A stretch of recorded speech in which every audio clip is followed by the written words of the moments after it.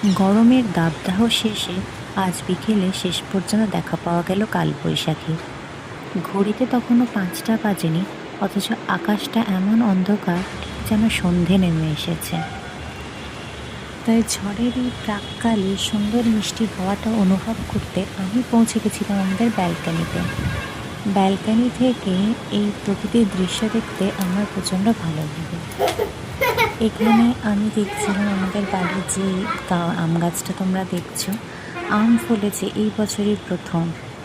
আর ঝড়ে দেখো সেটা দুলছে, ঠিক যেন খুশির আমেজে মনটা ভরে উঠেছে তারও। এই গরমের শেষে এই যে বৃষ্টির অনুভূতিটা বা কালবৈশাখী ঝড়টা যেন একটা শান্তির প্রলেপ দেয়। এখানে আমরা ব্যালকানিতে কাপড় মেরেছিলাম, ঝড়ের এত হাওয়া যে সেগুলোকে সব গুটিয়ে এক ডাব করে দিয়েছে। এরপরে শুরু হয়েছে বৃষ্টি। বৃষ্টির ঝড়ে আমি ব্যালকনি থেকে দেখছিলাম রাস্তার কিছুজন মানুষ দৌড়ে পালাচ্ছে, নিজেদেরকে বাঁচাতে ব্যস্ত। সত্যিই তো, আমি ঘরের ভেতর থেকে দেখছি, কিন্তু তাদের তো লোকের যাওয়া আসা, বাড়ি কাজকর্ম সমস্ত কিছু আছে, সেখান থেকে তাদের বাঁচতেই হবে বৃষ্টি ভেজার হাত থেকে।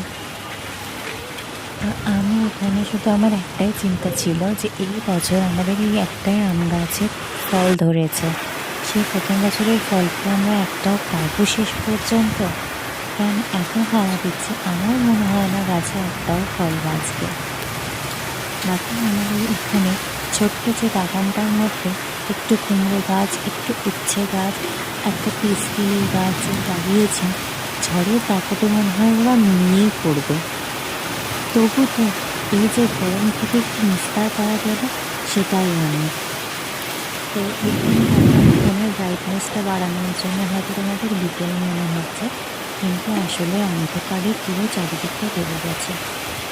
বৃষ্টির আমেজে আমি মাতোয়ারা হয়ে গেছি। তোমাদের ওখানে কোথাও কি বৃষ্টি হয়েছে? তাহলে আমাকে জানিয়ে প্লিজ কমেন্ট করবে। আর দেখো, আমার সাথে সাথে আমার মেয়ে চলে এসছে বৃষ্টি দেখতে।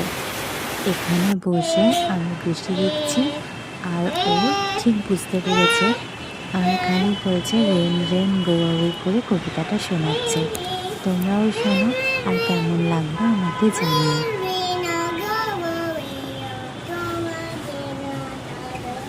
গরমের দাবদাহ শেষে আজ বিকেলে শেষ পর্যন্ত দেখা পাওয়া গেল কালবৈশাখী। ঘড়িতে তখনও ৫টা বাজেনি, অথচ আকাশটা এমন অন্ধকার ঠিক যেন সন্ধে নেমে এসেছে।